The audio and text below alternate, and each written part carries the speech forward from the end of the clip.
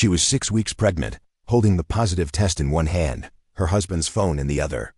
The text message glowed on the screen. "Last night was amazing. Can't wait for Friday. Wear that black thing I bought you." But her husband had been working late last night in Jersey, at a site inspection, or so he said. Becca scrolled up. Months of messages, another woman, secret plans, a life she knew nothing about. Then she found the worst part. The other woman was pregnant too. 4 months along, living in an apartment her husband was paying for. 2 women, 2 babies, 1 lying, cheating husband. But here's where it gets interesting. When the mistress attacked her at a spa, she had no idea who owned that spa. She had no idea about the security cameras. She had no idea that Becca's sister was a federal prosecutor who had been waiting for exactly this moment. Some traps are accidents. This one was perfectly planned. What happened next? A courtroom showdown, hidden bank accounts in the Cayman Islands, $200,000 in fraud, and the most unexpected alliance you've ever heard of. This is the story of how a cheating husband tried to destroy 2 women and ended up creating an unstoppable team. Stay with me, because this gets so much better. The pregnancy test slipped from Rebecca Hartwell's fingers and clattered again against the bathroom tile. 2 pink lines, clear as day, unmistakable. She stared at the white plastic stick lying on the cool marble floor. 6 weeks, maybe 7. Her hand moved instinctively to her still flat stomach. "Oh my God," she whispered to the empty bathroom. Her phone sat on the counter next to the sink. She needed to call Graham, tell him. They'd been trying for 3 months. He'd be thrilled. They'd open champagne well. She wouldn't drink any, but they'd celebrate. Graham's phone buzzed on the counter. He'd left it behind again, always forgetting the thing. She smiled. Her absent-minded husband, who could negotiate million-dollar real estate deals but couldn't remember his phone when he left for work. The screen lit up with a notification. "Last night was amazing. Can't wait for Friday. Wear that black thing I bought you." Becca's vision blurred. The words swam. She blinked, read them again. Last night? Graham had worked late last night. A site inspection in Jersey. He'd come home at 11:30, smelling like concrete dust and coffee. She picked up his phone. Her hand shook. Another text came through. "Miss you already. Counting down to our weekend away." The nausea hit hard. Morning sickness or something else entirely. Becca sat down on the cool tile floor, the pregnancy test in one hand, Graham's phone in the other. Her silk robe stuck to her back despite the air conditioning running full blast. "This isn't happening," she said it out loud. "This isn't real." She unlocked his phone. His password was their wedding date. How sickeningly ironic. The message thread stretched back months. January, February, March, April. 4 months of messages. Pet names, plans, explicit photos she couldn't look at for more than a second. She scrolled up, found a message from 3 weeks ago. "My wife suspects nothing." His words. About her. Becca's throat closed. She couldn't breathe. The bathroom walls pressed in. She opened a private browser window on her phone, typed with shaking fingers, "Signs your husband is cheating during pregnancy." The articles loaded. Every single symptom described her life. Working late frequently? Check. Suddenly joined a gym? Check. Stopped initiating intimacy? Check. Became defensive when questioned? Check. Started taking his phone everywhere? Check. Her phone slipped from her hand. The sound echoed in the bathroom. Graham's key turned in the front door downstairs. 30 seconds. She had 30 seconds to decide. Confront him? Pretend everything was fine? Her legs didn't work right. She stood anyway, flushed the pregnancy test down the toilet, pocketed Graham's phone in her robe, walked downstairs on autopilot. Graham stood in the kitchen, handsome in his gray suit, tired eyes, genuine smile. "Hey babe, you okay? You look really pale." He kissed her forehead like he always did, like nothing had changed, like he hadn't just destroyed their entire life together. "Stomach bug," Becca heard herself say. "I'll be fine." "Poor thing," he loosened his tie. "I've got that site visit in Jersey today, probably staying overnight. The traffic's gonna be murder coming back." Jersey? Or was it her apartment? V's apartment? "I have your phone." Becca's voice sounded strange, distant. "You left it upstairs." "Thanks, babe." He took it from her trembling hand. "Can't function without this thing." He scrolled through messages right in front of her, completely relaxed, no guilt, no fear. How long had he been this good at lying? "I'm pregnant." The words came out before she could stop them, Before she could think, before she could plan. Graham froze. His coffee mug stopped halfway to his lips. His face did something complicated. Joy, panic, guilt, all three at once. What? Wow, that's great, Becca, really great. He set down the mug, checked his watch. We'll talk tonight, okay? I really have to go. This Jersey thing can't wait. He grabbed his briefcase, his keys, kissed her cheek, and left. Becca stood in their kitchen, hand on her stomach, alone. She just told her cheating husband they were having a baby, and his first reaction had been to check the time. The clock on the microwave ticked, ticked, ticked. She walked to Graham's home office. The door stood open. His laptop sat on the desk, still logged in. She opened his messages, found the same conversation. But there were photos. Dozens of photos. Vanessa Monroe. The 28-year-old junior marketing associate from his firm. Long dark hair, perfect smile. The woman who'd complimented Becca's dress at the Christmas party. The woman who was sleeping with her husband. Becca clicked through the photos. Her hands moved mechanically, each image a knife. Vanessa in lingerie. Vanessa in Graham's car. Vanessa in what looked like a hotel room. Vanessa wearing a necklace Becca had never seen, a Cartier necklace, according to the box visible in one photo. The credit card statement, $4,000, last month. Becca touched her bare neck, her bare wrist. She got nothing for their 6-month anniversary. Graham said money was tight. The Jersey project was expensive. But $4,000 for his mistress's jewelry. That money existed. Her phone buzzed. Claire, her best friend. Coffee this morning? Becca stared at the message. Coffee, normal life. Pretending everything was fine. Can't, stomach bug. Another lie. They were piling up already. She spent the next hour taking screenshots, saving files, documenting everything. The hotel receipts, the restaurants, the jewelry, the weekend trips, Graham said, were business conferences. The wine bar in Tribeca they talked about visiting together, he'd taken Vanessa there instead. Multiple times. By the time she finished, the sun had moved across the kitchen floor. 2 hours had passed. She'd consumed 6 months of lies in 120 minutes. Becca called in sick to work. Her event planning job could wait. Her entire life was imploding. A corporate gala didn't matter. She sat at the kitchen table with her laptop, Graham's iPad, and a yellow legal pad. Then she picked up her phone and called the only person who could help. Diane Hartwell. Her sister's professional voice. Federal prosecutor voice. The voice that made criminals confess. Die? I need you. Becca's voice cracked on the last word. Silence. 3 heartbeats of silence. What happened? Diane's tone changed. Protective older sister now. Graham's cheating on me. I'm pregnant. He doesn't know I know about either thing. Well, he knows about the baby. I told him this morning. But he doesn't know I found out about the affair. The words tumbled out, jumbled, panicked. I'm in court in 20 minutes. Can this wait until... No, it can't. More silence. Then, I'm on my way. Diane arrived 45 minutes later. She'd left court, left her case, driven across Manhattan in morning traffic. She came through the door with 2 large coffees and a yellow legal pad. She'd taken off her suit jacket in the car, pushed up her sleeves. War mode. Show me everything. Becca pulled up the screenshots, the credit card statements, the text messages, the photos. Diane's jaw got tighter with each new piece of evidence. Her knuckles went white around her coffee cup. He spent $4,000 at Cartier last month. Diane pointed at the screen. What did you get? Nothing. Becca touched her bare wrist.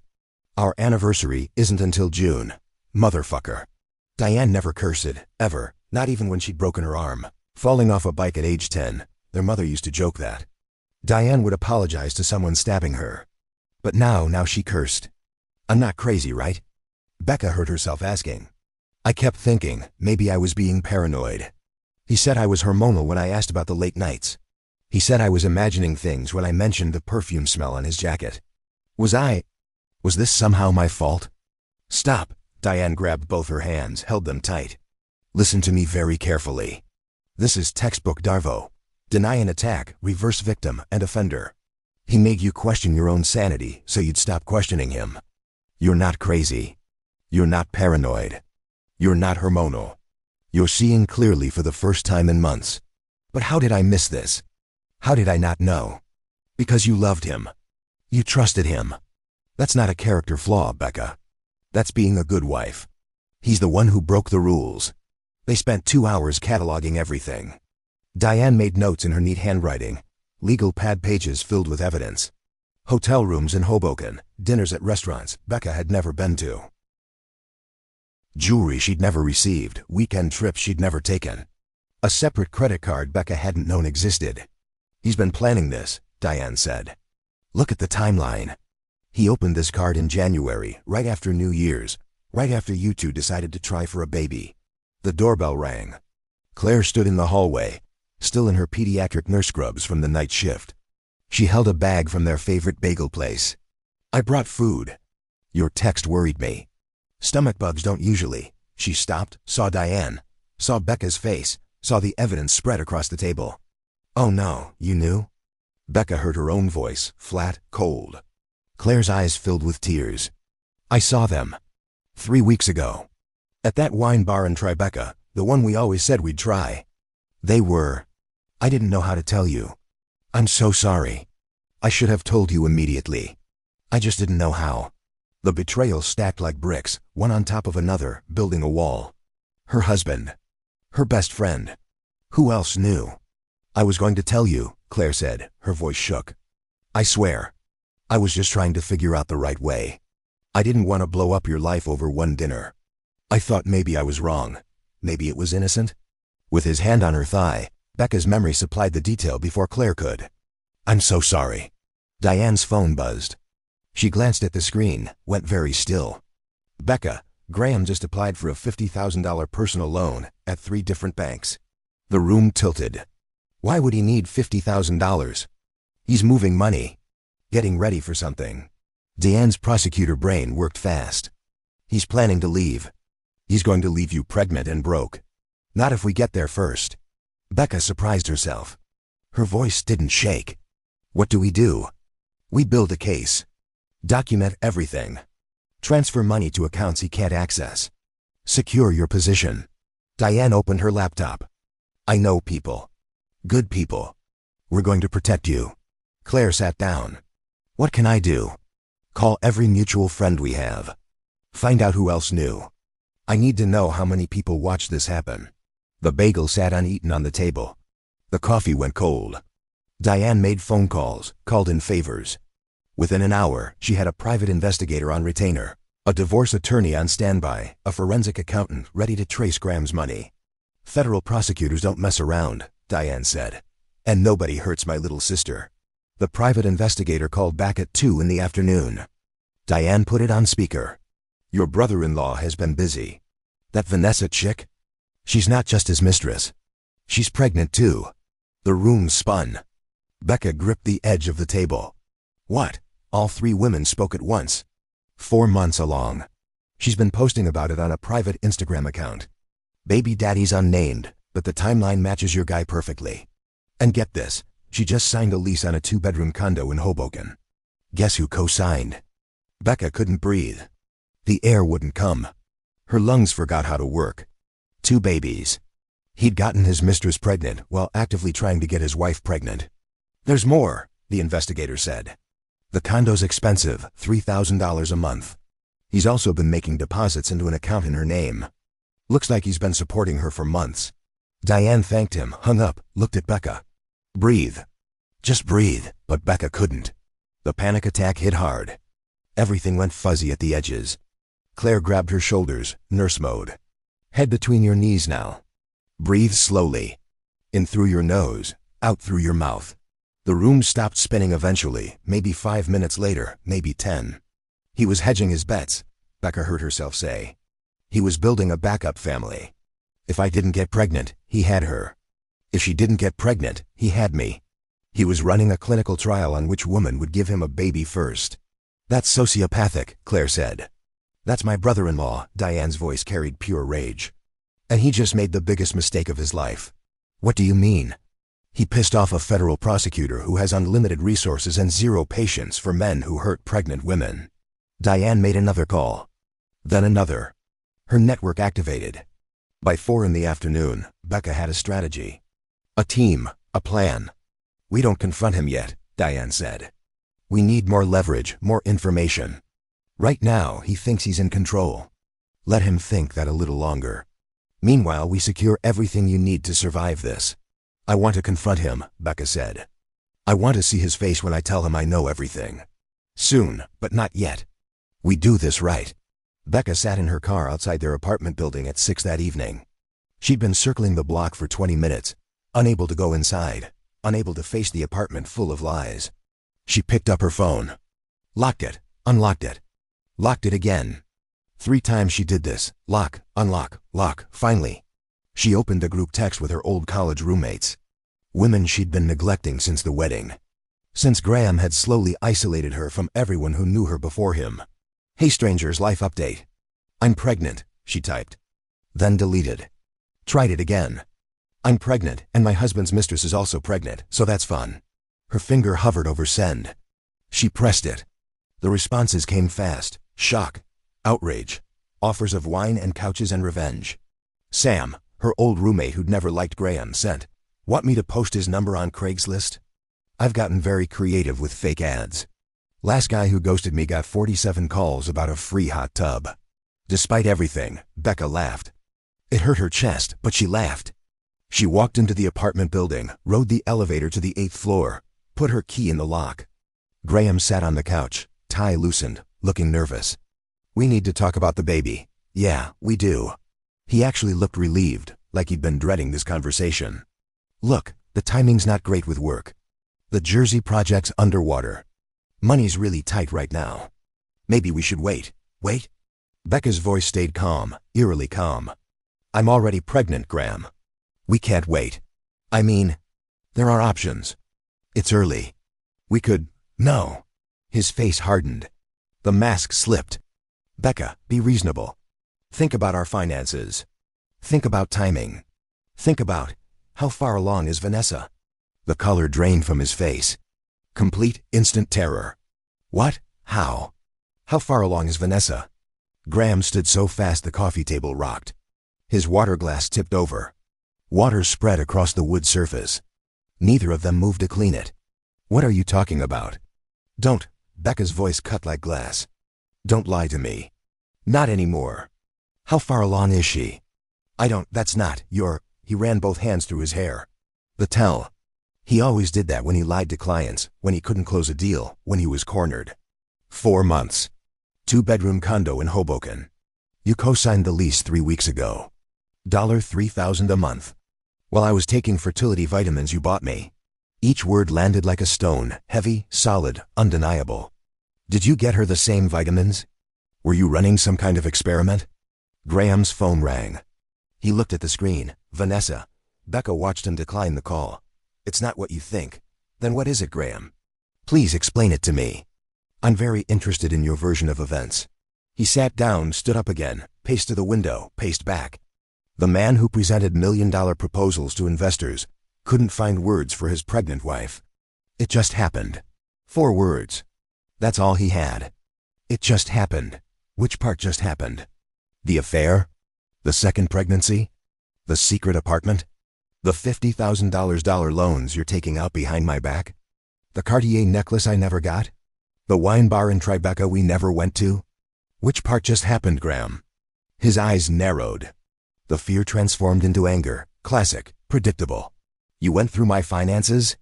You're having a baby with your coworker while married to me. Becca heard herself screaming, felt her throat go raw, felt something inside her break open. But sure, I'm the problem. I'm the one who violated your trust by checking our joint bank account. Graham's face transformed completely. The mask dropped. The caring husband disappeared. Someone else stood in front of her, someone she'd never met before. You have no idea the pressure I'm under. That project in Jersey's hemorrhaging money. My mother expects grandkids. You've been obsessed with getting pregnant for months. The sex became a chore. Everything became about ovulation and timing, and so you got your mistress pregnant instead. How does that solve anything? Vanessa understands me. She doesn't nag about where I am, doesn't track my phone, doesn't make everything about her feelings. She's easy. Uncomplicated. She just lets me be. Get out. This is my apartment too. I pay thee. Get out. Becca's voice didn't sound like her own. It came from somewhere deep, somewhere primal, somewhere she'd never accessed before. I pay for this apartment. My name's on the lease. You don't get to kick me out. Fine, then I'll leave. But hear me clearly, Graham. I deserve better than this. I deserved honesty. I deserved respect. I deserved a husband who didn't get his 28-year-old coworker pregnant while trying for a baby with his wife. She grabbed her purse, her laptop, her phone. Graham stepped in front of the door. Where are you going? Somewhere you're not. Becca, wait. Let's talk about this like adults. You're upset. You're emotional. That's understandable. But we can work through this. Couples therapy. We can move. Something in her voice made him step aside. She walked past him, out the door, down the hall, into the elevator. Her hand shook so hard she couldn't press the button. A neighbor reached around her, pressed it for her, gave her a concerned look. You okay? No, but I will be. She ended up at Diane's apartment. Tom, Diane's husband, answered the door, still in his defense attorney suit. He took one look at Becca's face and pulled her inside. Di, he called. Emergency. Diana appeared from her home office, took in Becca's appearance, the shaking hands, the wild eyes. You confronted him. I confronted him. How'd it go? He blamed me. Said I was obsessed with getting pregnant. Said Vanessa was easy and uncomplicated. Said I'd calm down eventually. Classic. Tom handed her a glass of water. They always say that. The cheaters. Like emotions are irrational, like anger at betrayal is unreasonable. Becca's phone buzzed. Text from Graham. Asterisk, what the fuck did you do? Vanessa's been arrested. You've destroyed everything. Asterisk. She stared at the message, read it 3 times. What's he talking about? Becca looked at Diane. Vanessa's been arrested? Diane pulled out her phone, made a call. Hey, it's Hartwell. What happened? She listened, her expression never changing, professional prosecutor face. Thanks. She hung up, looked at Becca. Vanessa Monroe just got arrested for making terrorist threats. She sent you a text message about 2 hours ago from a burner phone. Very detailed threats about what she'd do to you and your baby. I never got any threats. You did. Your phone's on my account, remember? I set up forwarding when you were worried about that stalker at work last year. Never turned it off. The message came through to my security system. Automatic flag. Automatic police report. You set her up. I protected you. There's a difference, Visa. Diane sat down next to her. Becca, that woman is dangerous. She sent 12 threatening messages in the last 3 days, all to your number. I just intercepted them. Show me. Diane pulled up the messages. Each one worse than the last. You stupid bitch, he was mine first. Stay away from him, or you'll regret it. I hope your baby dies. Asterisk, I know where you live. I know where you work. Watch your back. Asterisk. The messages went on. Graphic, violent, explicit. Oh my God. She's unstable. Graham's been lying to her, too. Telling her you trapped him. Telling her you're keeping him from his real family. He's been manipulating both of you. Becca looked at her phone, at Graham's text about Vanessa being arrested. She typed back, asterisk, I destroyed everything. I wasn't the one who got my coworker pregnant while married. But go off. Asterisk, his response came immediately. She's scared, alone. You did this on purpose. Asterisk, she threatened to kill me and my baby. Your baby. But sure, she's the victim here. We need to talk in person? My lawyer will be in touch. Asterisk, she blocked his number. It felt like cutting off a limb. It felt like breathing for the first time in months. Both things were true. Tom ordered Chinese food. They ate in silence. Becca's fortune cookie said, asterisk, change is coming. Embrace it. Asterisk, she laughed until she cried. Or maybe she cried until she laughed. Hard to tell the difference anymore. You can stay here, Diane said. As long as you need. Thank you. That night, Becca lay in Diane's guest room, hand on her stomach, baby, the size of a lemon, growing inside her, unaware that the world had just exploded. She remembered the moment she'd fallen in love with Graham. A coffee shop in Soho. He'd bumped into her, spilled her latte, bought her a new one, told a terrible joke, made her laugh. That was 3 years ago. Different lifetime. Different people. Or maybe not. Maybe he'd always been this person. Maybe she'd just been too in love to see it. Her phone buzzed. Unknown number. You stupid bitch, he was mine first. Stay away from him, or you'll regret it. She took a screenshot, sent it to Diane. Diane's response, asterisk, that's threatening a pregnant woman. Criminal charge. She just gave us ammunition. Let her dig her own grave. Asterisk morning came too early. Becca woke to nausea. Morning sickness or stress or both. She made it to the bathroom just in time. Diane appeared in the doorway with ginger tea and crackers. Welcome to pregnancy. This is awful. It gets better. Around week 14 or so, they tell me. Diane sat on the bathroom floor next to her. Never been pregnant myself. Too busy putting criminals in jail. Do you regret it? Not having kids? Sometimes. Then I remember I can sleep whenever I want, and drink wine, and travel. So no, not really. Diane handed her the tea. Tom and I are happy. That's enough. Were you always sure about Tom? God, no. I was terrified. Marriage is scary. Trusting someone with your whole life, giving them the power to destroy you. That takes courage. Diane paused. But Tom's not Graham. Tom tells the truth. Even when it hurts. Even when a lie would be easier. How do you know? How can you ever really know? You can't. Not completely. That's the scary part. That's also the beautiful part, faith. Becca drank the tea. Her stomach settled slightly. I have a doctor's appointment today. Confirm the pregnancy. I don't want to go alone. I'll come. Tom can cover my morning meetings. They drove to the doctor's office in silence. The waiting room was full of pregnant women, happy couples, excited families. Becca felt like a fraud. The ultrasound showed a tiny blob. The doctor said everything looked good, healthy, on track. Due date in January. 6 months away. 6 months to figure out her entire life. Do you want to hear the heartbeat? The doctor asked. Becca nodded, couldn't speak. The sound filled the room, fast, strong, determined. She started crying, couldn't stop. It's okay, the doctor said. Hormones make everything intense. But it wasn't hormones. It was grief. Her baby had a heartbeat. Her marriage had a death certificate. Diane drove her back to the apartment. Their apartment. Becca's apartment. Whatever it was now. You sure you want to go back there? I need clothes. I need my things. I can't live out of an overnight bag forever. I'll come with you. Graham's car wasn't in the parking garage. Good, coward. The apartment looked the same, felt different. Like a movie set. Fake, hollow. Becca packed a suitcase, clothes, toiletries, her laptop, important documents, her mother's jewelry box. Photos of her mother dead 5 years now from breast cancer. She'd never meet her grandchild. What would Mom say? Becca asked the empty room. Diane stood in the doorway. She'd say a man who cheats on his pregnant wife isn't a man at all. She'd say you know what to do. I do know. That's the hard part. Knowing what to do and actually doing it are different things. Becca sat on the bed. The bed she'd shared with Graham. The bed where they'd tried to make this baby. The bed where he'd probably slept with Vanessa too. She stood up fast. I can't stay here. Not ever. Not even tonight. Then don't. We'll get movers. Pack everything. You never have to come back. Where will I go? Figure that out later. Right now just leave. They loaded the car. Becca took one last look at the apartment. 6 months of marriage condensed into 3 suitcases and 2 boxes.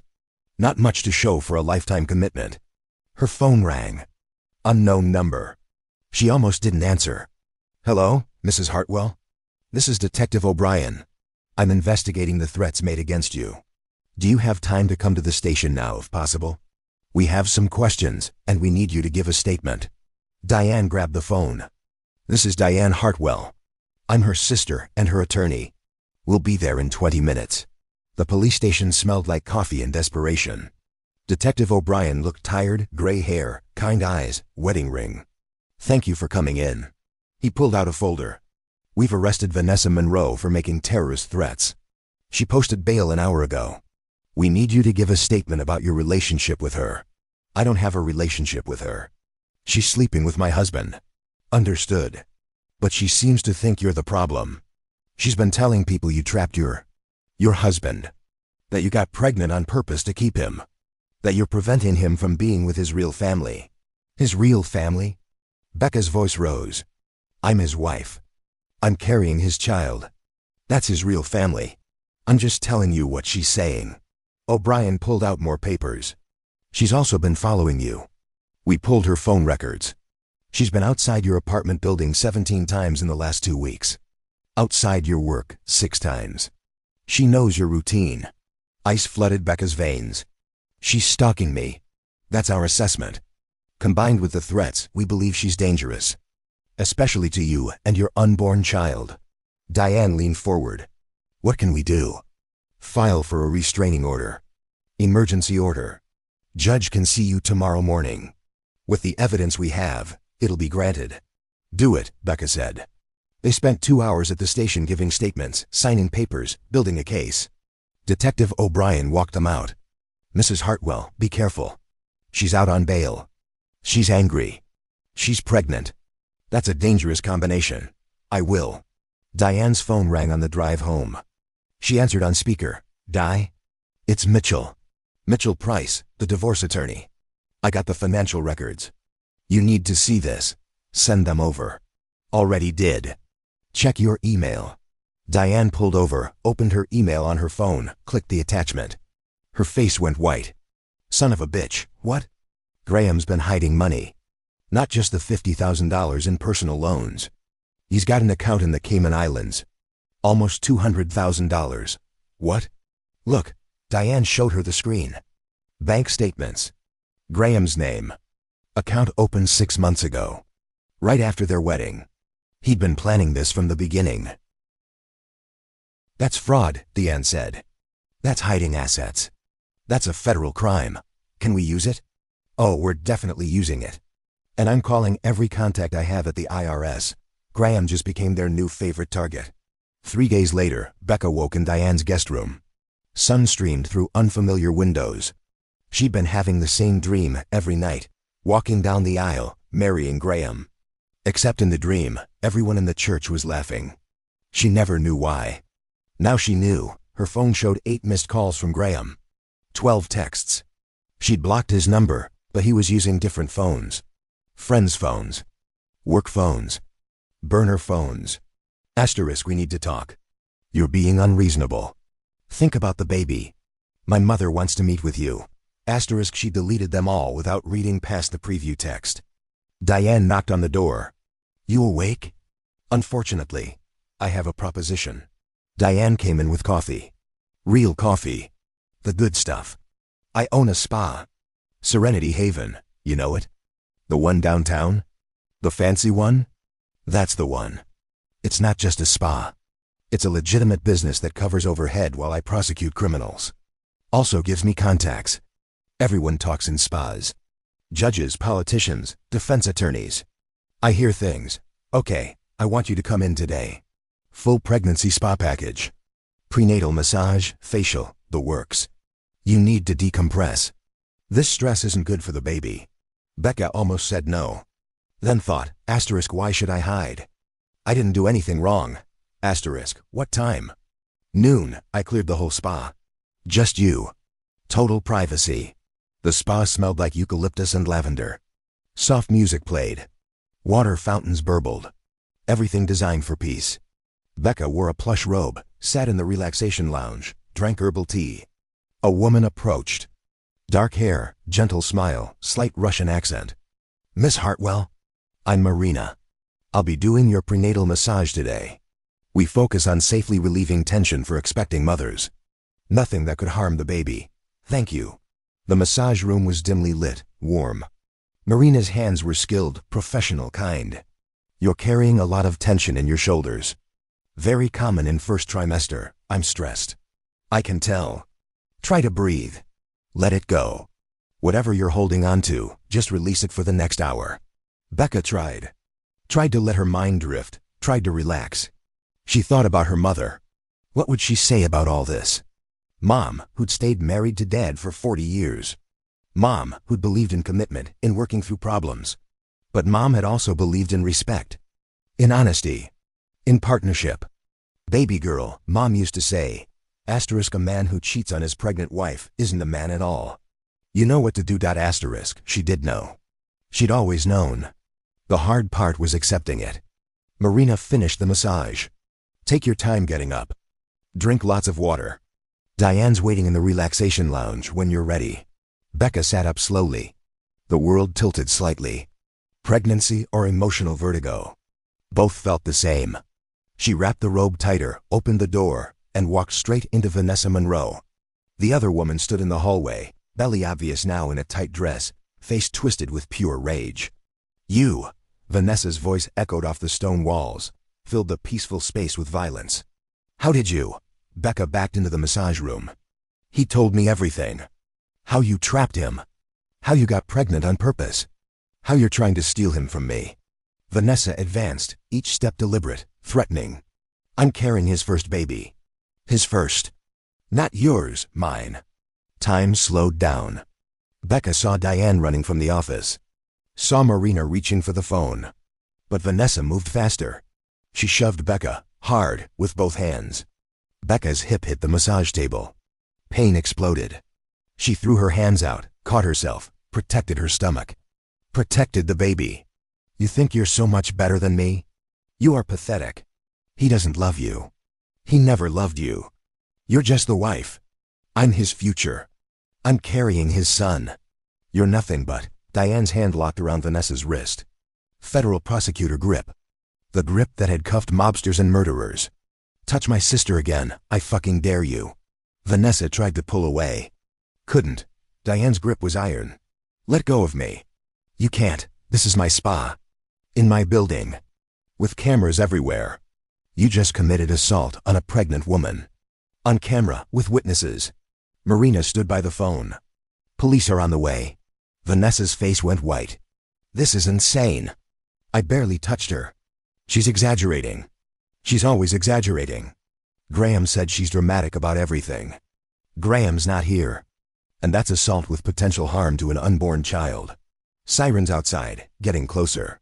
Detective O'Brien walked through the door 4 minutes later, 2 uniformed officers behind him.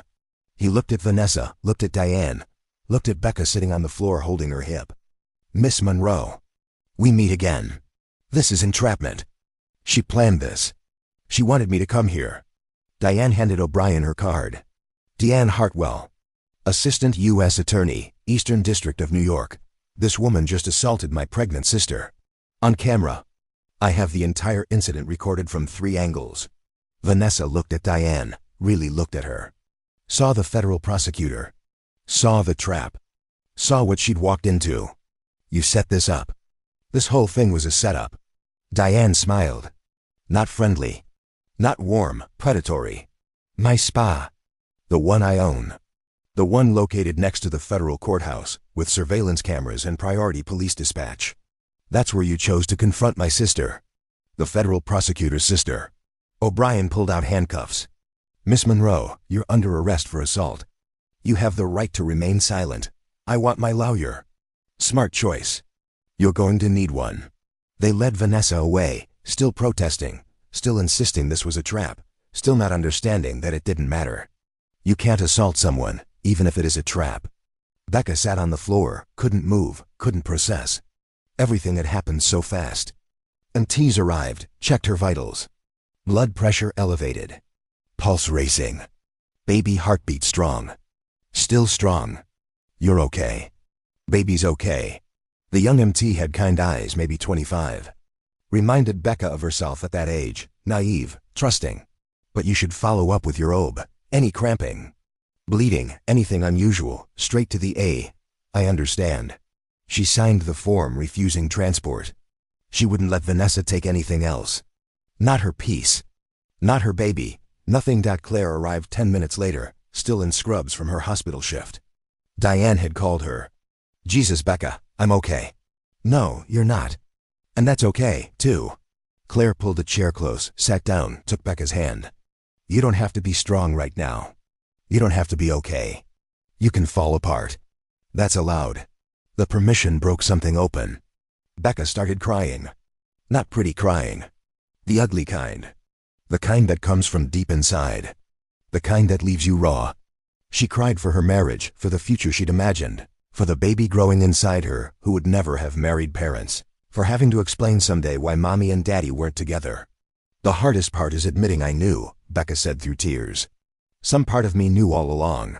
The late nights, the phone calls he'd taken another room, the way he stopped really seeing me. I knew, and I let myself not know. Because knowing meant facing this.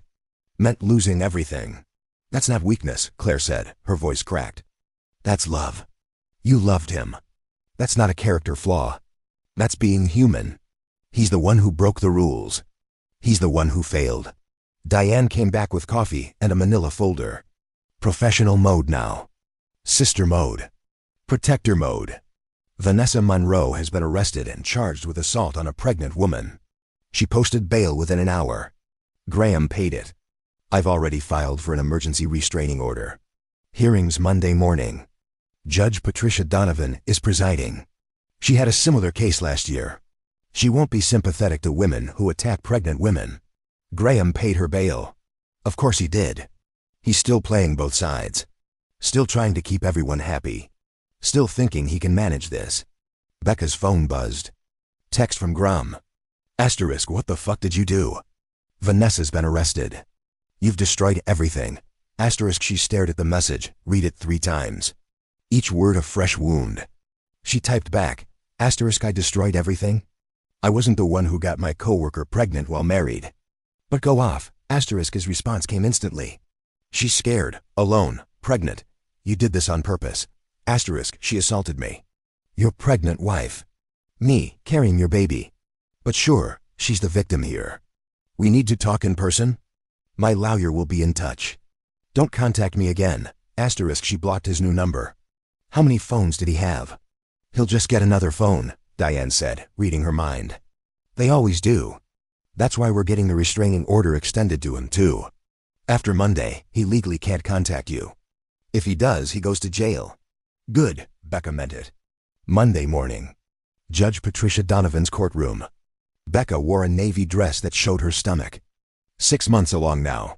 Impossible to hide. Impossible to ignore. Vanessa sat with her lawyer, also pregnant, also obvious. 4 months. The judge's eyes flicked between them, her expression hardened. Let me understand this correctly, Judge Donovan, read the file. Miss Monroe, you're engaged in a romantic relationship with Miss Hartwell's husband. You're both pregnant by the same man. And you assaulted Miss Hartwell at a spa. Vanessa's lawyer stood, young, nervous, court-appointed. Your Honor, my client denies the assault.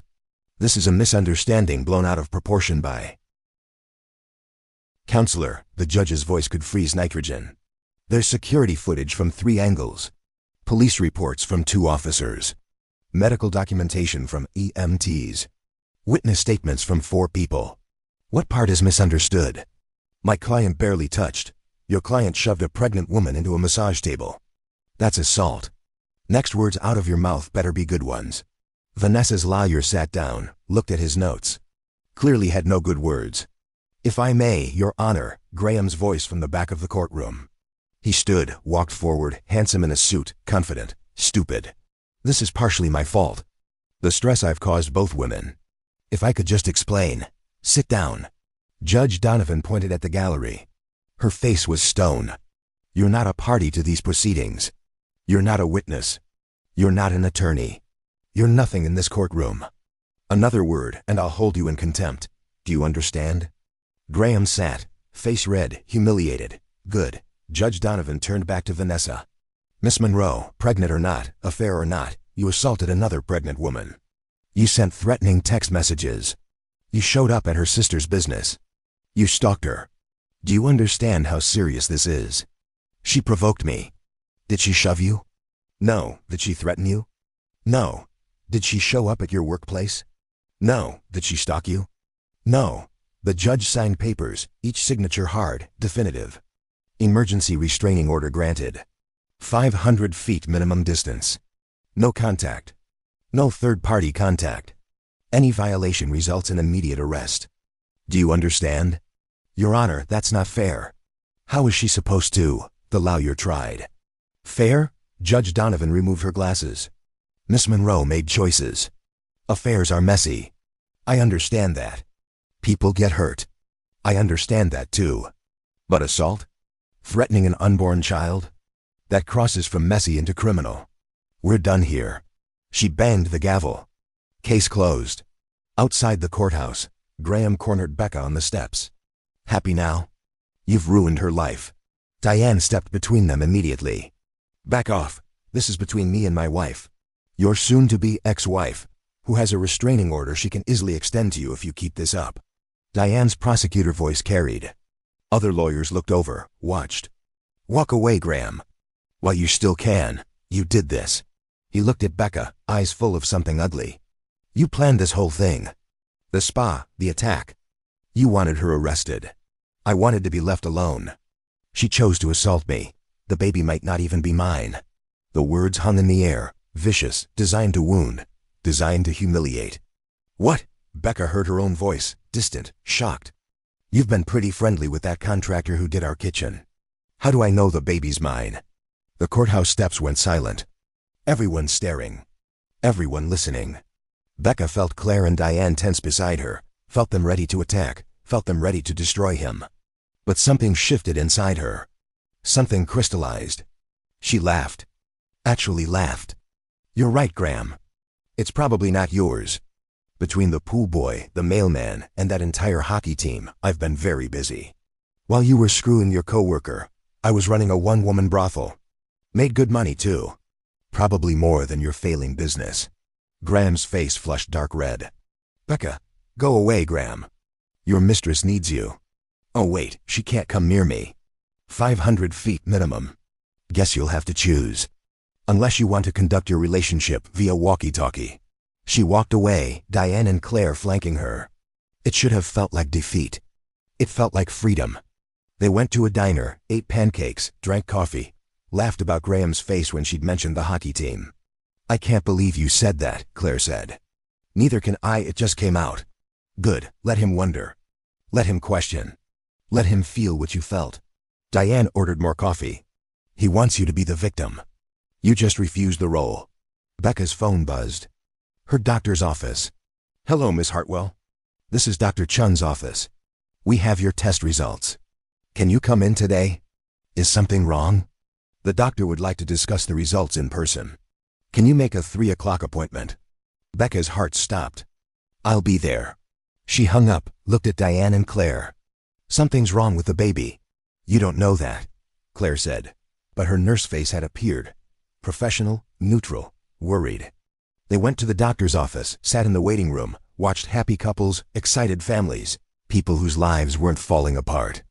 Chun called her back. Diane came with her. Miss Hartwell, thank you for coming in.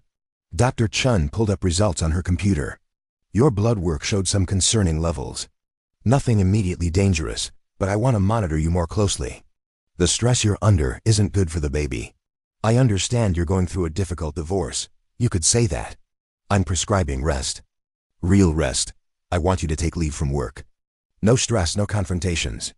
Just peace and quiet for the next month. Can you do that? I don't have a choice, do I? Not if you want a healthy baby. They left with a prescription for prenatal vitamins and orders for complete rest. Come stay with me and Tom, Diane said in the car. Properly stay. Not just visiting. Move in, we have the room. You can rest, heal, plan your next move. I can't impose like that. You're not imposing. You're family. That's what family does. So Becca moved into Diane's apartment.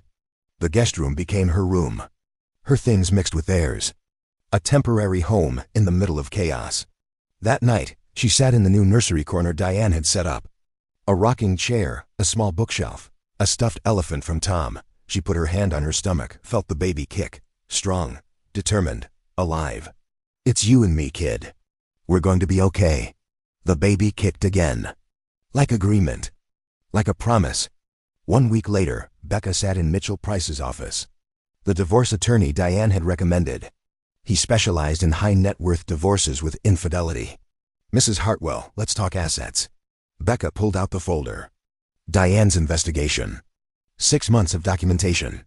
Bank statements, property records, Graham's business filings, credit card statements, the Cayman Islands account information. Mitchell whistled low. This is very thorough. My sister's a federal prosecutor. She believes in evidence. Good genes. He flipped through pages, made notes. Your husband's in serious trouble financially. The Jersey project's underwater. He's personally liable for $3 million in loans. He's taken out additional loans against property you own jointly, without your knowledge or signature. Is that legal? No, it's fraud. With your permission, I'd like to file for immediate separation of assets. Freeze all joint accounts. Protect your share before he can hide more money or create more debt in your name. Do it. Do all of it. I'm also recommending we file for emergency spousal support. He created this situation. He needs to pay for you to live while the divorce processes. He'll fight it. Let him. We have documentation of his affair, his secret accounts, his fraud. Let him explain all that to a judge. Mitchell worked fast. Within 3 days, all joint accounts were frozen. Within a week, Graham received papers for emergency spousal support, $5,000 a month until the divorce finalized. Graham's lawyer called. Then called again. Then showed up at Diane's apartment. Tom answered the door. Can I help you? I need to speak with Rebecca Hartwell. It's urgent. She's not available. You can contact her through her attorney, Mitchell Price. This concerns her husband's business. It's about to collapse. She needs to know. Tom let him into the lobby. Leanne came down, full prosecutor mode. Tom, what do you want, Stevens? Your sister's frozen accounts that Graham needs to make payroll. 37 people are about to lose their jobs. That's not Graham's fault. That's hers? Graham created this situation. Graham got his mistress pregnant. Graham committed fraud. Graham's failing business is Graham's problem. Those are real people with families, with mortgages, with kids. Then Graham should have thought about that before he spent $4,000 on jewelry for his mistress. Before he co-signed a lease for her apartment. Before he opened secret bank accounts. Diane's voice never rose, never wavered. My sister is pregnant, stressed, under doctor's orders for complete rest. Graham's business problems are not her concern. She's going to force him into bankruptcy. He forced himself into bankruptcy. She's just protecting what's hers. The lawyer left, looking defeated. That night, Becca sat in the nursery corner, the one she'd started decorating at Diane's apartment. Pale green walls, a crib they'd built together, a rocking chair that actually rocked properly, unlike the one from Graham's mother. She'd imagined doing this with Graham. Building a nursery together. Choosing colors. Picking names. Creating a family. Now she imagined doing it alone. Single mother. Divorced at 32, starting over with a newborn. The thought didn't terrify her anymore. It felt real, manageable, possible. She pulled out her laptop. Opened a document titled Life After Graham. She typed. Move out of shared apartment done. Asterisk find. Childcare near Diane, researching. Freelance event planning, sent out inquiries, asterisk. Talked to boutique hotel that wanted me last year, meeting scheduled, asterisk save money. Doing better than expected with frozen accounts, asterisk.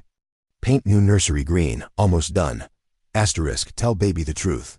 When old enough, write down everything. Now I'll ID's FRESH. Don't let Graham's. Failure define my motherhood, ongoing work, asterisk. Remember I'm stronger than I thought, learning daily. Create a life worth living, in progress. Her phone rang. Margaret, Graham's mother. This would be fun. Hello, Margaret. Rebecca. We need to talk about this situation. What situation? Graham says you're being unreasonable. Refusing to even discuss reconciliation. You're hurting his business, destroying his reputation, all over a mistake. A mistake? He got another woman pregnant while married to me. Silence. Long, uncomfortable silence.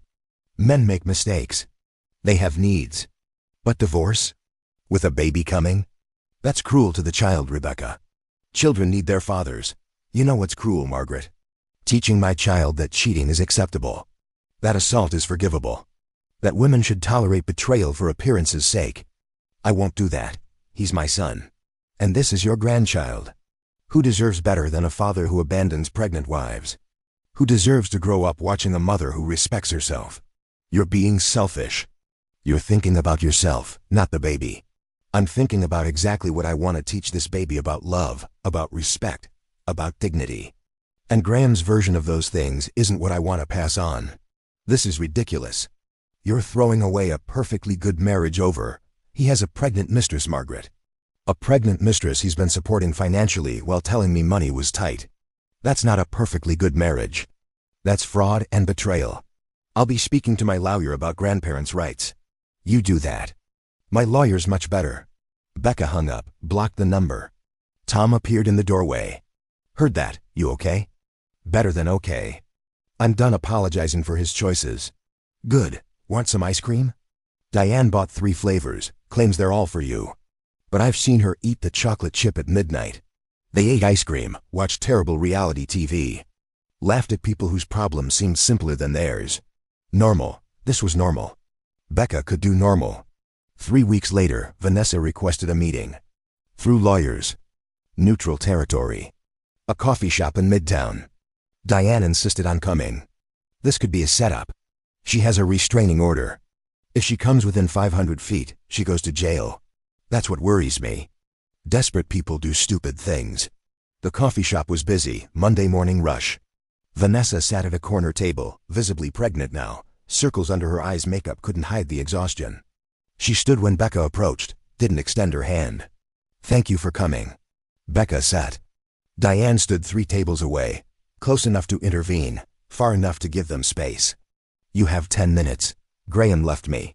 Vanessa's voice cracked. Moved out 3 days ago. Said it's too complicated, too messy. Said he can't handle the stress. He wants nothing to do with the baby. The satisfaction Becca expected didn't come. Just weary recognition. He told me you trapped him. Vanessa twisted her coffee cup. He said you got pregnant on purpose to keep him. That your marriage was failing anyway. That you were controlling and jealous and unreasonable. Let me guess. He said I was emotionally unstable. That I made everything about me. That I didn't understand him. Word for word. Vanessa looked up, met her eyes. He's saying the same things about you that he's now saying about me. The women sat in silence. Both pregnant by the same man. Both betrayed. Both facing single motherhood. The situation was absurd, tragic, darkly funny. He's not paying child support, Vanessa said. His business is failing. Suddenly there is no money. My lawyer says it could take years to get anything. My lawyer says the same thing. The condo he co-signed. He's trying to break the lease, stick me with the debt. $3,000 a month I can't afford. He took out $50,000 in loans against our apartment.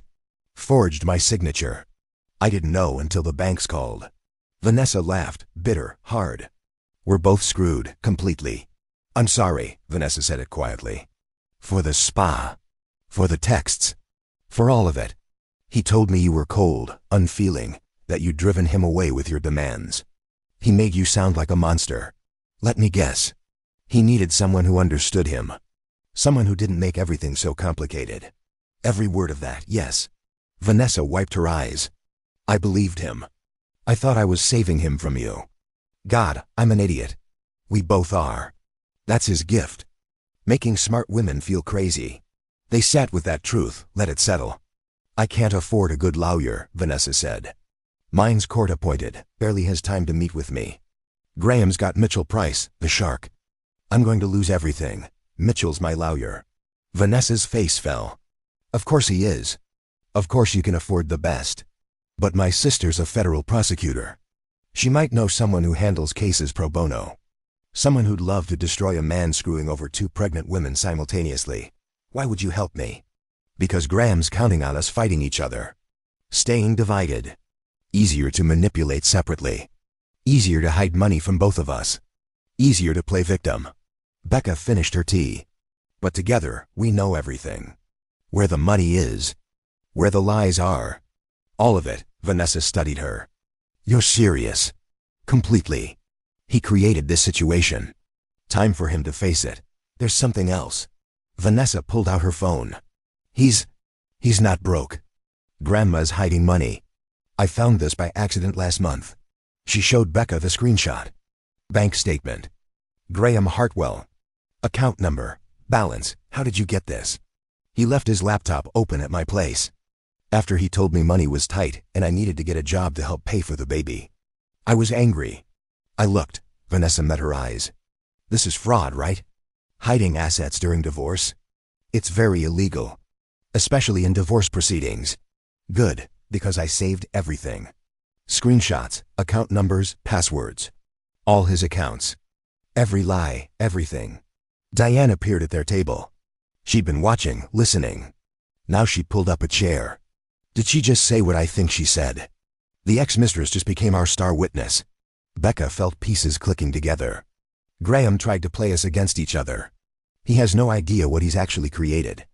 Diane smiled, not friendly, predatory.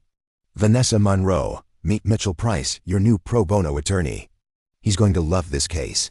2 months later, the divorce mediation room felt cold, despite the summer heat outside. Gray walls, gray table, gray chairs. Everything designed to be neutral. Graham sat on one side with his lawyer. Becca sat on the other with Mitchell. Diane observed from the corner, Vanessa's testimony already on file. The mediator read the charges. Mr. Hartwell, you're accused of hiding assets, committing fraud, forging your wife's signature on loan documents, supporting a mistress while claiming financial hardship. The evidence is substantial. Graham's lawyer shifted uncomfortably.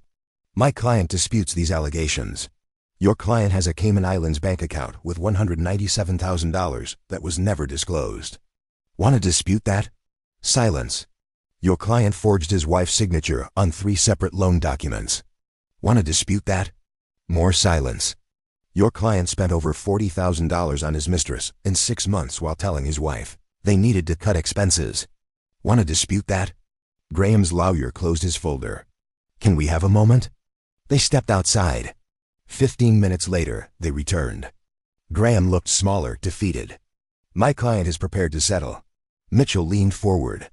Terms? Split all marital assets 50-50. He keeps his business. She gets the apartment.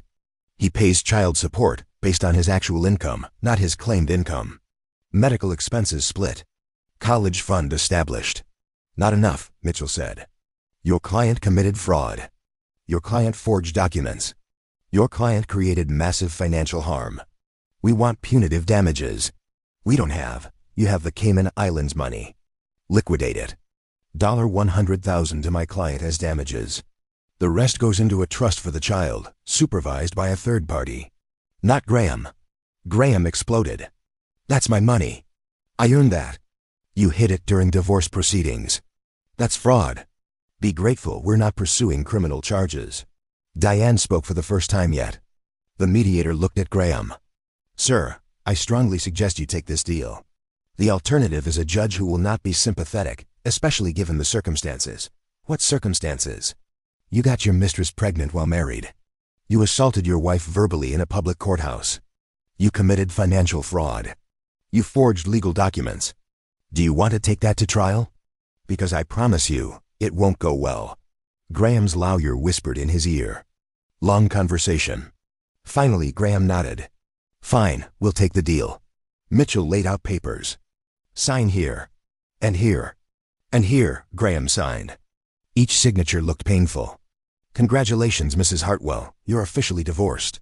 Becca stood, walked out, didn't look back. Diane caught up with her in the hallway. How do you feel? Free, terrified, relieved, all of it at once. That's normal. That's healthy. You just ended a marriage. That's allowed to hurt, even when it's the right choice. Claire met them outside, brought lunch real food from their favorite deli. They ate in the park, watched people. Normal people with normal problems. I start my new job next week, Becca said. Events director at the Gramercy Hotel.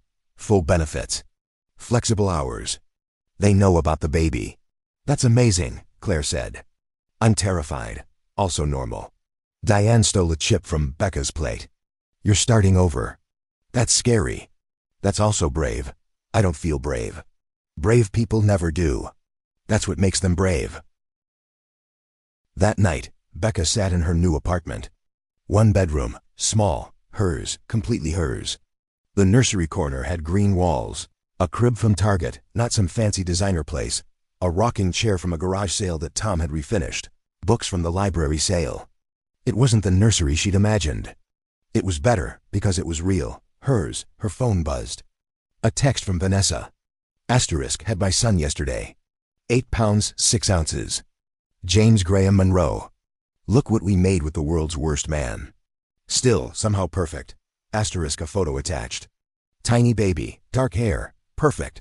Becca typed back. He's beautiful. Congratulations. Asterisk, thank you for everything. I know we're not friends, but I'm grateful. were something. Not sure what, but something. Asterisk, they weren't friends, not exactly, but they texted occasionally. Compared notes on Graham's minimal child support court payments. Complained about his complete lack of involvement. Co-parents of siblings who'd have a very strange story to tell someday. Your half-brother's mom and I became allies after your dad tried to screw us both over. Wasn't normal. But normal was overrated. 2 weeks later, Becca went into labor at 3 in the morning. Called Diane, called Claire. Called an Uber. Labor lasted 14 hours. Long, hard, worth it. Eleanor May Hartwell entered the world at 5:17 in the evening. 7 pounds, 3 ounces, perfect, healthy, hers. She's beautiful, Diane said, crying. Tough federal prosecutor, crying over her niece.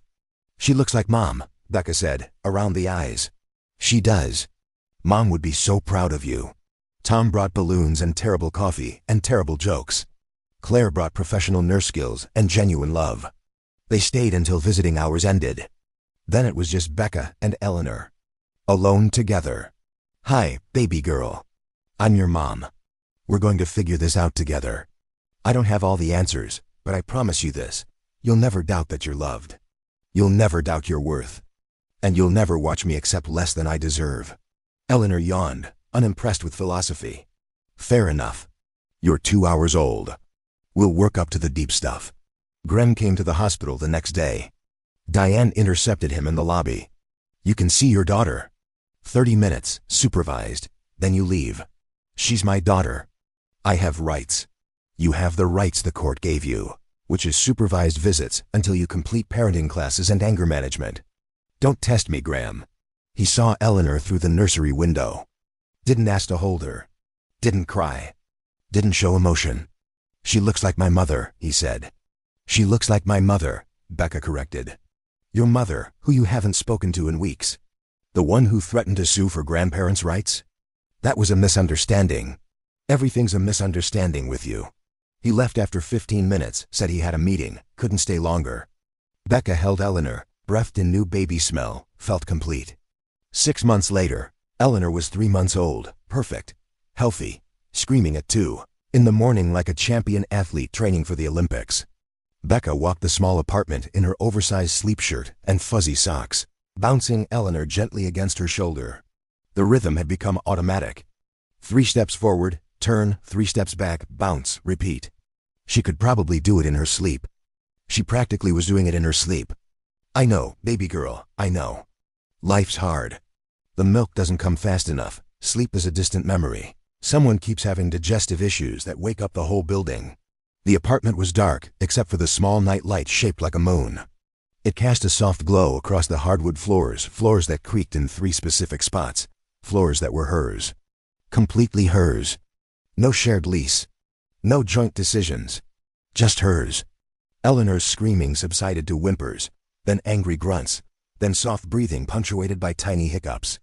Becca looked at her daughter in the dim light from the hallway. Graham's eyes deep brown with flecks of gold. Her own nose small and slightly upturned. Her mother's chin strong, determined.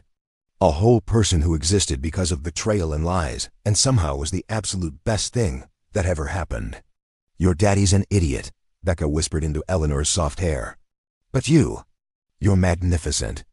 Absolutely magnificent. You're also very loud at 2 in the morning. But we'll work on that.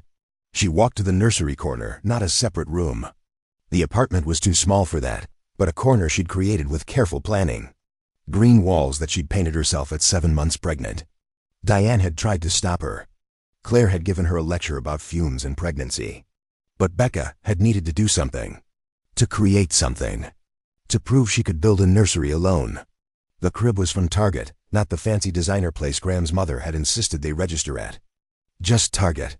Simple white wood that Eleanor would outgrow in 2 years. But it was sturdy, safe, bought with her own money from her new job. The rocking chair sat in the corner.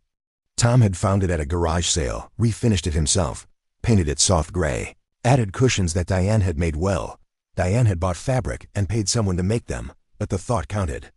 Books lined a small shelf, board books from the library sale, classics from her own childhood that her mother had saved, new ones from Claire, who believed every child needed a library. It wasn't the nursery she'd imagined during those first weeks of pregnancy. When she'd scrolled through Pinterest boards and designer websites. When she'd dreamed of a perfect room for a perfect baby in a perfect marriage. This was better. Because it was real. Built with love instead of lies. Created with strength instead of pretense. Every item chosen with care and intention, not someone else's vision of what her life should look like. Becca placed Eleanor in the crib, watched her daughter's chest rise and fall, marveled at tiny fingers that wrapped around nothing in sleep, tiny toes that kicked at invisible dreams. The complete miracle of her existence. The divorce had finalized 2 weeks ago. 8 months of legal battles condensed into a folder of papers that said her marriage was over. Official. Final. Done. Graham had fought everything. Every asset, every dollar, every single line item. He'd claimed poverty while driving a new leased BMW. He'd claimed the Cayman account was for legitimate business expenses he'd forgotten to mention. Claimed he'd been planning to declare it on his taxes, just hadn't gotten around to it yet.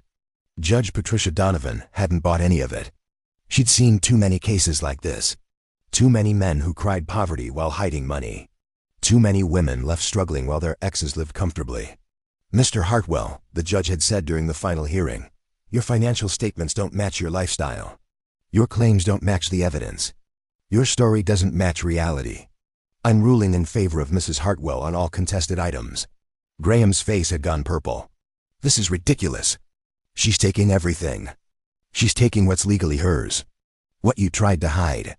What you attempted to steal through fraud. Be grateful I'm not holding you in contempt for wasting this court's time. The IRS had gotten involved once Diane's contacts started asking questions. Federal prosecutors had friends everywhere, including the tax fraud division. Graham currently faced multiple investigations, fraud charges, tax evasion, and child support orders for 2 children he'd spent months trying to deny, avoid, and abandon. His business had actually failed, now not the pretend failing he'd claimed for months. Real failing. Bankruptcy filing. Creditors calling. The whole catastrophic collapse. Karma, Becca had learned, wore expensive federal prosecutor suits and worked tireless hours. She returned to her own bedroom, small, simple, a full-size bed because a queen wouldn't fit. A dresser from IKEA that she'd assembled herself incorrectly at first, then correctly after Tom came over and helped her start over. Pictures on the wall, her mother. Diane and Tom on their wedding day. Claire from their college graduation. Eleanor's first photo from the hospital. New memories replacing old ones. No pictures of Graham. She'd thrown those away during a particularly cathartic afternoon when Eleanor was 2 weeks old and sleeping for once. Diane had brought wine. Diane had drunk wine. Becca had eaten ice cream. They'd gone through every photo album, every framed picture, every memory. Keep her? Trash? Diane had asked, holding up their wedding photo. Becca had looked at it, really looked at it. 2 people smiling at the camera she barely recognized. Herself, that woman who'd believed in forever, who'd thought love conquered everything, who'd been so naive. Trash, you sure? You might want it someday. For Eleanor. Eleanor doesn't need to see me marrying a man who didn't deserve me. She needs to see me strong. Moving forward. Building something real. So they'd trashed them all. Well, saved a few in a box in the back of the closet, just in case. But removed them from daily view. From constant reminder. From the weight of what had been. Becca climbed back into bed, checked her phone. 2:37 in the morning. Eleanor would wake again at 5 for her next feeding. Then 7, then 9. The schedule of new motherhood that left no time for anything else. But somehow she'd managed. Returned to work part-time at 8 weeks, full-time at 12 weeks. The Gramercy Hotel had been understanding. More than understanding, they'd been supportive in ways her old job never was. Her boss, Catherine, was a mother of 3. She understood. Do what you need to do. Take the baby to work if you need to. Pump in my office. Leave early for doctor appointments. We'll make it work. And they had made it work. Becca coordinated events from home when possible, came in for important meetings, brought Eleanor to the office twice when daycare was closed. Catherine had held her during a conference call, bounced her during a crisis with a catering company. This is what women do, Catherine had said. We make it work. We support each other. We refuse to choose between career and family, because that's a false choice designed to keep us small. Becca had cried in the bathroom after that conversation. Hormones, exhaustion, gratitude, all of it mixed together. Her alarm went off at 5:30. Eleanor's cry followed 30 seconds later, like she had an internal alarm synchronized with modern technology. Becca got up, changed Eleanor's diaper while singing off-key, fed her while watching the sun start to rise through the window, burped her while walking the apartment's creaky floors, put her back down while praying she'd sleep another hour. Eleanor slept. Miracle. Becca made coffee. Real coffee. The good stuff from that place in Brooklyn Claire had introduced her to. Expensive, but worth it.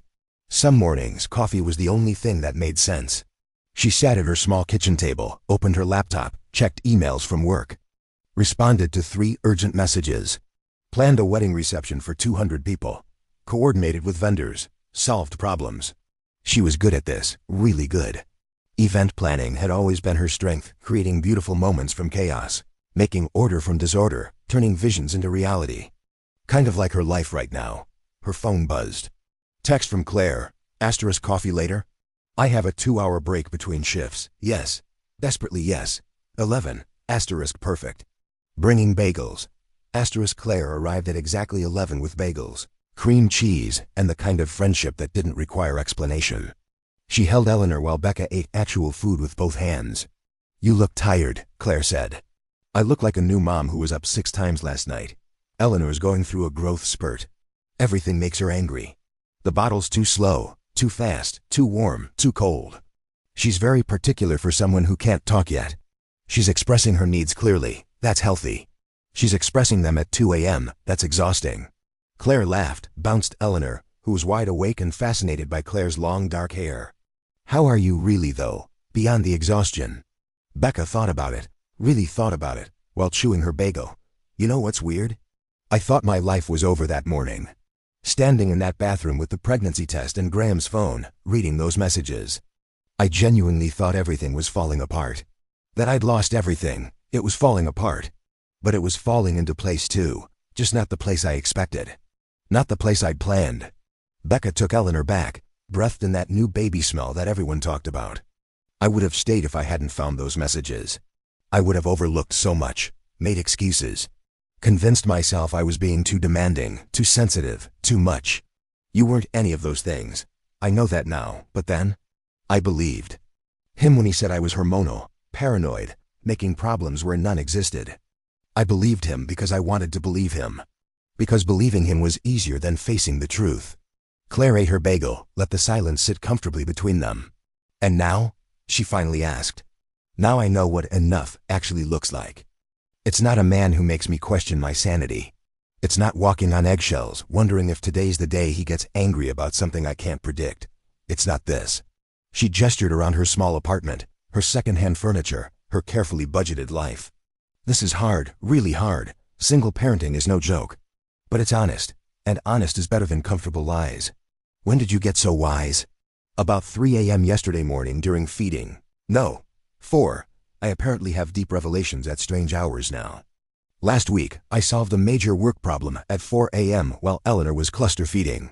They drank coffee, talked about Claire's latest dating disaster, laughed about the doctor who'd asked her out by saying, I have excellent health insurance, complained about the price of daycare, made plans to take Eleanor to the park when the weather cooled down.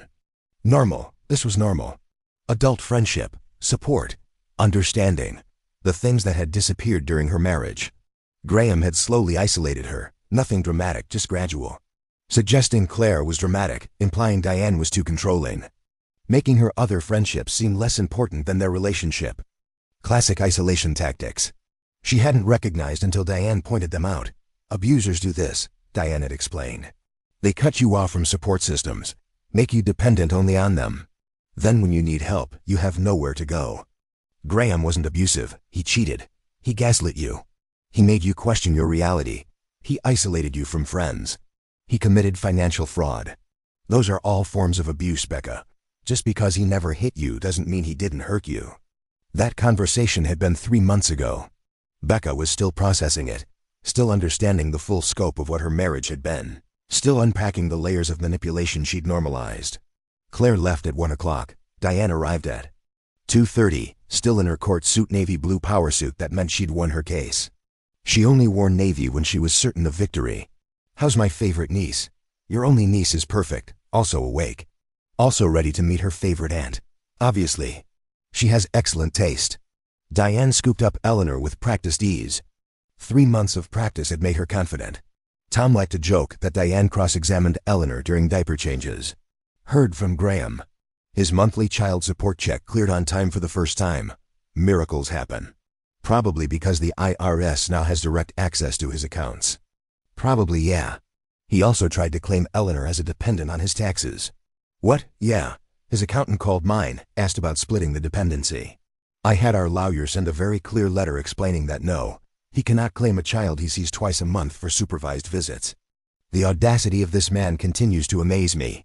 Becca poured tea for both of them, sat at the kitchen table while Diane held Eleanor, watched her sister make silly faces that Eleanor loved. Want to hear something interesting? Diane had that look, the prosecutor look that meant someone was in trouble. Always, Graham's new girlfriend left him. The one he started dating 2 months after Eleanor was born? The one he introduced to his mother as his future wife? Oh yes. Met her at some networking event, 26 years old. Works in finance. Apparently she Googled him after their 3rd date. Found the court documents, the fraud charge, the 2 baby mamas. The tax evasion investigation. Let me guess, she ran, sprinted. Blocked his number. Told mutual friends he was a walking red flag factory. Diane bounced Eleanor gently, but here's the best part. He called my office yesterday. Why? Wanted to know if you'd consider reconciliation. Becca choked on her tea. Actually choked. Coughed for 30 seconds while Diane patted her back. Are you serious? Completely serious.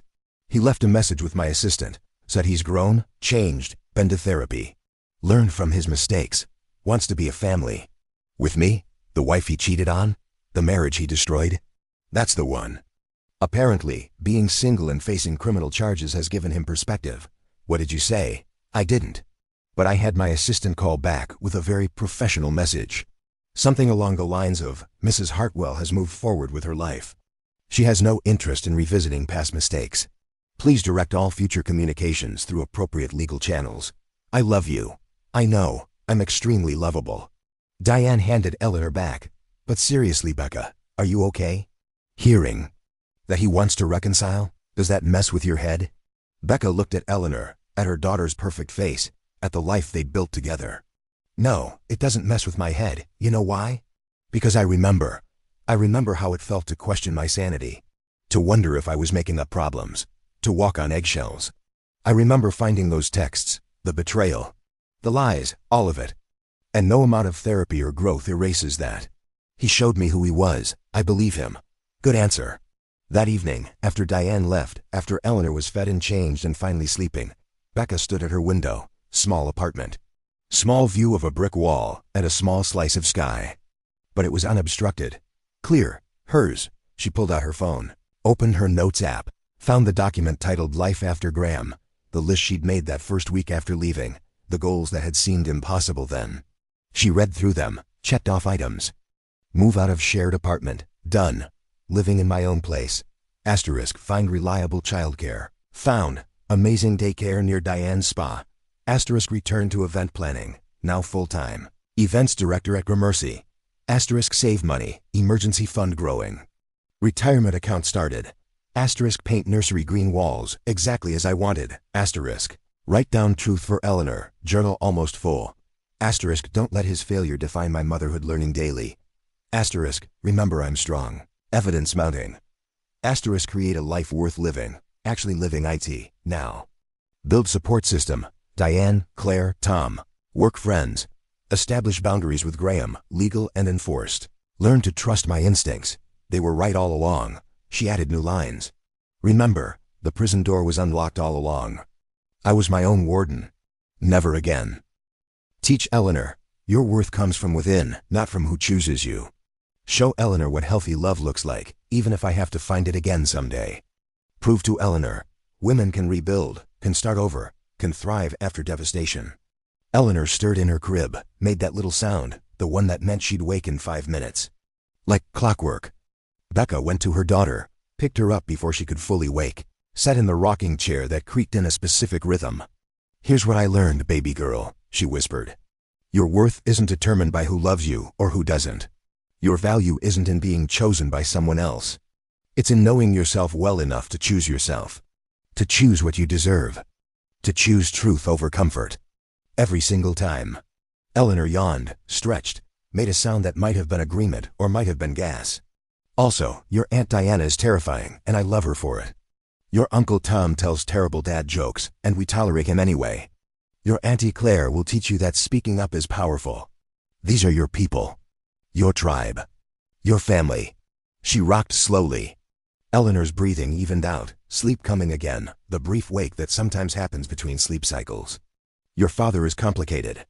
He made choices that hurt people. He'll be part of your life because that's important. You deserve to know him, to make your own decisions about him when you're old enough. Eleanor's eyes opened briefly, looked at her, then closed again. But you need to know this. His choices don't define you. His mistakes don't limit you. His failures don't predict yours. You're your own person, with your own future, your own choices to make. Becca's phone buzzed quietly. Text from Vanessa. They texted occasionally now. Strange friendship born from shared experience. Asterisk James smiled today. Real smile, not gas. First time. I cried for 10 minutes. Asterisk Becca typed back with one hand. Asterisk Eleanor smiled last week. Complete game changer. Changes everything. Graham texted today. Wanted to know if James could be in his family Christmas card. With his new girlfriend. Well, ex-girlfriend now apparently. What did you say?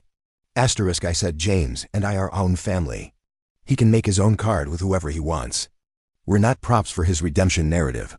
Good answer. Eleanor and I are our own family too. We're doing okay, the two of us. We're doing okay too. Better than okay, actually.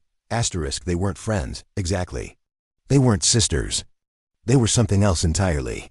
Two women connected forever by a man who'd hurt them both. Two mothers raising half-siblings who'd have the strangest origin story.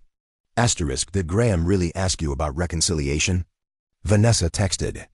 Asterisk apparently through Diane's office. He asked me to last week. Said we could all be a family. One big happy family. What did you say? Asterisk I laughed. Then I hung up. Then I blocked his new number. He has multiple numbers now. At least 4 that I know of. He keeps buying burner phones. That's not concerning at all. Right. Totally normal behavior from a totally normal person. Asterisk they texted for a few more minutes. Comparing notes on Graham's minimal involvement, his sporadic payments. His complete lack of understanding about what babies actually need. He brought James a toy helicopter last visit, Vanessa wrote. Asterisk James is 3 months old. Asterisk Eleanor got a stuffed animal that plays loud music at 8 p.m. right before bedtime. Does he not understand babies? I don't think he understands anything. Becca looked at Eleanor, sleeping peacefully now. Unaware that her father was a disaster. Unaware that her mother was texting with her father's other baby mama. Unaware that family could be complicated and strange and still full of love. She put Eleanor back in the crib, covered her with a soft blanket, the one Diane had knitted badly with more love than skill. It was lumpy and uneven and absolutely perfect. Becca pulled out her journal, the one she kept for Eleanor, so someday her daughter would understand, would know the whole truth, would see how they'd survived and thrived. She wrote, Asterisk Dear Eleanor, 3 months old today. Time is strange with a baby. Days feel endless, weeks fly by. Somehow you're already so big. Today, Claire brought bagels. Diane brought gossip about your father. You drooled on both of them. They didn't mind, your father wanted to reconcile. Can you imagine? The man who destroyed our family now wants to rebuild it. As if trust works that way. As if betrayal can be undone with therapy and good intentions. I said no. Not because I'm bitter, not because I can't forgive, but because I remember. I remember who I was with him, small, questioning, uncertain, always wondering if I was asking too much by expecting basic honesty. I won't go back to being that woman. Not for him. Not for anyone. You might think that's sad someday. That I gave up on your father. That I didn't try hard enough to keep your family together. But here's the truth. I tried harder than anyone should have to try. I forgave things that shouldn't be forgiven. I overlooked things that should have been deal breakers. I shrunk myself to make room for his ego. That's not love. That's survival. And I was tired of just surviving. Now I'm living. We're living. Building something real from something broken. Your father might get his act together someday. He might become the father you deserve. I hope he does. You deserve that. But I won't put my life on hold waiting for him to change. I won't teach you that women wait for men to decide we're worth treating well. I'll teach you that we decide. We choose, we build the lives we want. And if someone doesn't treat us well, we leave. We rebuild. We thrive anyway. That's the lesson. That's what I want you to know. You are 3 months old. You sleep and eat and poop and smile occasionally. You have no idea what I'm writing. But someday you will. Someday you'll read this and understand, your mom was strong, even when she didn't feel strong. Even when she was terrified. Even when everyone told her to forgive and forget and try harder. Your mom chose herself. Chose you. Chose truth over comfort. And that made all the difference. Love you forever, Mom. P.S. You smiled at Aunt Diane today. She pretended not to cry. She definitely cried. *. Becca closed the journal, put it on the shelf next to the growing collection. She'd filled 2 journals already. Eleanor's entire life documented. The good days, the hard days, the normal days that felt extraordinary just because they'd survived them. She climbed into bed, set her alarm for 5:30. Eleanor would wake at 6, then 8, then 10, then noon. The schedule that never really settled but became familiar anyway. New job going well. New life in progress. New version of herself emerging daily. Better, stronger, wiser, more herself than she'd been in years. The glass had shattered that morning. The morning she'd found those texts. The morning her entire world exploded while she held a positive pregnancy test. But glass, when shattered, becomes something else. Something sharp that can cut through lies. Something that catches light differently. Something transformed. She'd been shattered. Now she was transformed. And transformation, she'd learned, was just another word for strength. For survival. For refusing to stay broken.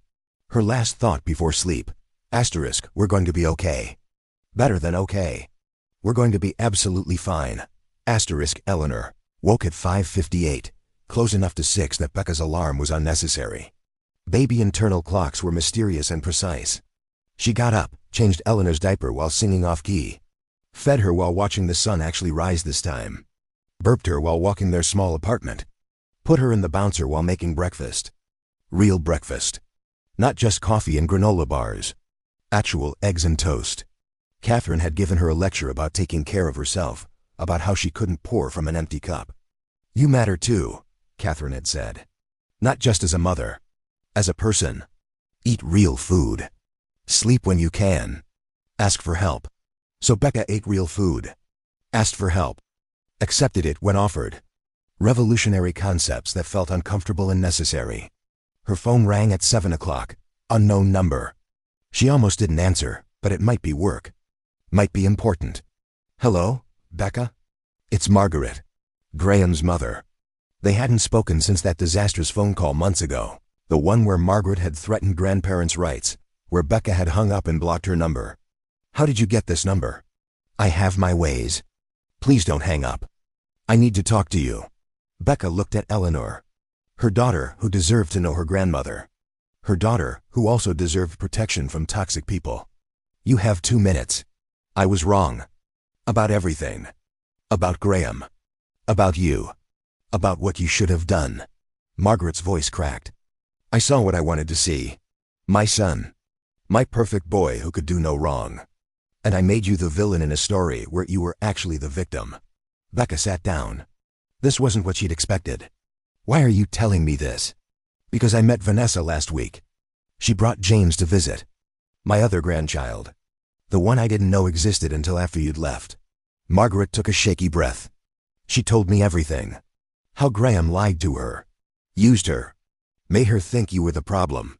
And I realized ... I did the same thing. I believed his lies because believing them was easier than admitting my son is not a good man. Margaret, let me finish, please. I owe you this. Another breath. You protected yourself and your baby. You set boundaries. You refused to accept less than you deserved. That wasn't cruel. That was brave. And I called you selfish for it. I'm sorry. Becca looked at Eleanor, thought about what she'd want in Margaret's position, thought about grace and boundaries and second chances. I appreciate the apology. I'd like to meet Eleanor. If you'll allow it. I understand if you say no. I understand if you need time. But I'm her grandmother, and I'd like to be part of her life if you'll let me. We can discuss it through Diane. She set up terms, boundaries, rules. I understand. Thank you. That's more than I deserve. Margaret hung up. Becca sat with the phone in her hand, processing, considering, deciding. She called Diane and told her about the conversation. What do you want to do? Diane asked. I want Eleanor to know her grandmother. But I need protection. I need boundaries. I need to know she won't undermine me or make excuses for Graham, or teach Eleanor that forgiveness means accepting betrayal. I'll draft an agreement. Supervised visits at first. Regular schedule. Clear boundaries. Any violation means consequences. Eleanor gets a grandmother. You get protection. Perfect. That afternoon, Becca took Eleanor to the park. Small park near their apartment. Swings and slides and benches for exhausted parents. She sat on a bench with Eleanor in the stroller, watched other families, other mothers, other lives. Some looked easy. Some looked hard. All looked real. A woman sat down next to her, maybe 42, kids on the playground, wedding ring, tired eyes. How old? She asked, nodding at Eleanor. 3 months. Beautiful. Mine are 7 and 5. It gets easier? Then harder. Then easier again. That's not encouraging. The woman laughed. Motherhood's not about easy. It's about showing up. Being present. Doing your best, even when your best feels inadequate. You're here. That's what matters. I'm a single mom. Her father is not involved.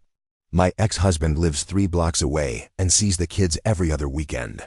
Sometimes involvement isn't what matters. Sometimes absence is a gift. The woman stood. You'll be fine. You're already doing it. She walked away, back to her kids, her life, her hard-won peace.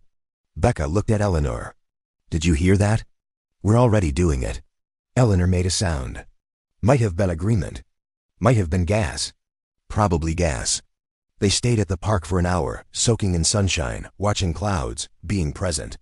Being a baby. Being okay. The walk home took 20 minutes. Eleanor fell asleep in the stroller. The rhythm of walking always knocked her out.